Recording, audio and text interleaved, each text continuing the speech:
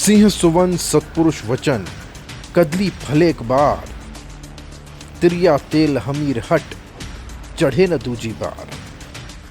रणथंभौर के शासक हमीर देव चौहान के कुछ ऐसे पहलू जिन्होंने उन्हें इतिहास में अमर कर दिया, उन्हीं में से एक पहलू से आज हम रूबरू करवाने जा रहे हैं।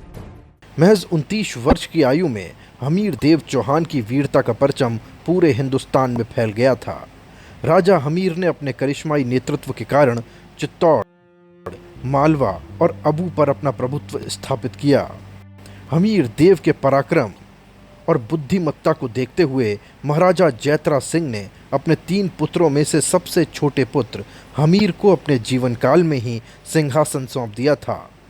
हमीर देव चौहान वंश के पृथ्वीराज चौहान के बाद सबसे शक्तिशाली और बुद्धिमान शासक हुए। हमीर का जिगर शेर के समान था और शेर जैसे अपने लक्ष्य से नहीं चूकता, उसी प्रकार हमीर ने भी जो एक बार ठान लिया उससे कभी पीछे नहीं हटे। और इसी हट के कारण चौहान वंश को एक बड़ा झटका झेलने पर भी मजबूर होना पड़ा। अपने हट के कारण दिल्ली के तत्कालीन शासक अलाउद्दीन खिलजी के एक भगोड़े सैनिक मोहम्मद शाह को उन्होंने शरण दी। अलाउद्दीन खिलजी ने हमीर को संदेशा भेजा कि वो मोहम्मद शाह को शरण न दें और इस भगोड़े का सर कलम कर दें, लेकिन अलाउद्दीन खिलजी के इस प्रस्ताव को हमीर ने ठुकरा दिया। हमीर के शुभचिंतकों ने उन्हें बहुत समझाया कि वो मोहम्मद शाह को अपने राज्य से बाहर कर दें, लेकिन हठीले हमीर ने उनकी एक न सुनी। हमीर रणथंभौर दुर्ग की अभेद्यता पर विश्वास करते थे, जिससे टकराकर जलालुद्दीन खिलजी जैसे कई लुटेरे वापस लौट चुके थे। हमीर के हट से अलाउद्दीन खिलजी क्रोधित हुआ और रणथंभौर दुर्ग पर आक्रमण करने के लिए दिल्ली से विशाल सेना लेकर निकल पड़ा। कई महीनों तक अलाउद्दीन खिलजी की सेना रणथंभौर दुर्ग तक नहीं पहुंच पाई। खिलजी की सेना ने दुर्ग के सभी रास्ते रोक लिए, जिससे दुर्ग में राशन की व्यवस्था करना मुश्किल हो गया।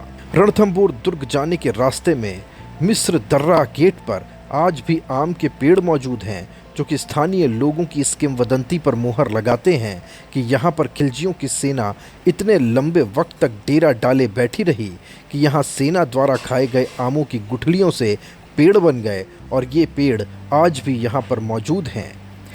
राजा हमीर देव चौहान ऐसे पराक्रमी राजा थे जो युद्ध के साके बिना नहीं जाते थे।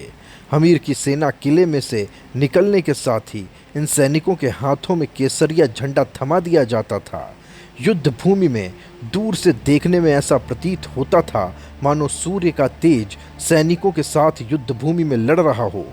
केसरिया रंग के ध्वज को युद्ध भूमि में ले जाने का अर्थ ये माना जाता था कि युद्ध में विजय ही होगी या फिर वीर गति को ही प्राप्त होंगे। युद्ध में राजपूत वीरों की वीर गति मिलने के बाद क्षत्राणियां जौहर कर लिया करती थीं। दोनों घटनाओं को ही इतिहास में साका कहा गया है। राजा हमीर साका धारण कर अलाउद्दीन खिलजी की सेना को कुचलने के लिए अपनी सेना के साथ दुर्ग से बाहर निकले। ये युद्ध कई दिनों तक चलता रहा। अंत में विजय राजा हमीर की हुई, लेकिन ये जीत देखते ही देखते हार में बदल गई। अलाउद्दीन खिलजी की सेना के साथ 1301 ईस्वी में हमीर का युद्ध हुआ था।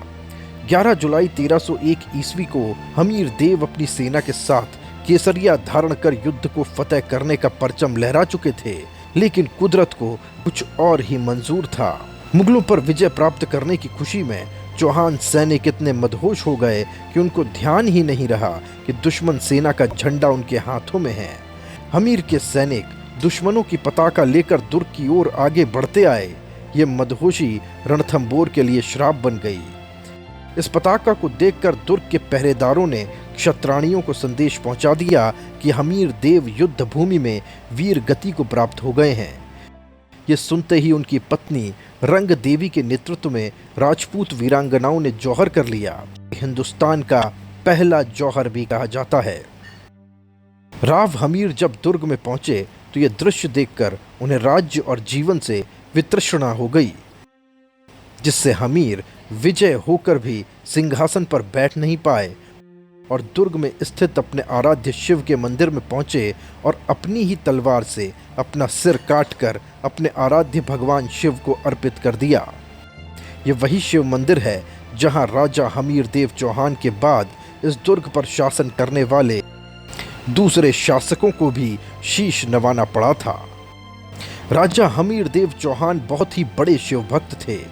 रणथंभौर की सीमा के चारों ओर शिव को समर्पित मंदिर आज भी देखने को मिलते हैं।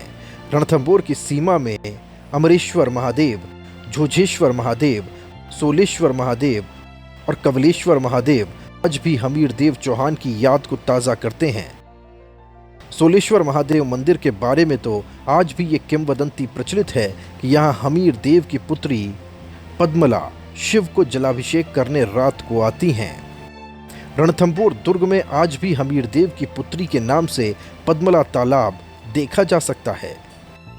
राव हमीर पराक्रमी होने के साथ ही विद्वान, कला प्रेमी, वस्तुविद और प्रजा रक्षक राजा थे। रणथंभौर के खंडहरों में विद्यमान बाजार, व्यवस्थित नगर, महल की छतरियां आदि ये गवाही देती हैं कि उनके राज्य में प्रजा बहुत ही सुखी रहती थी।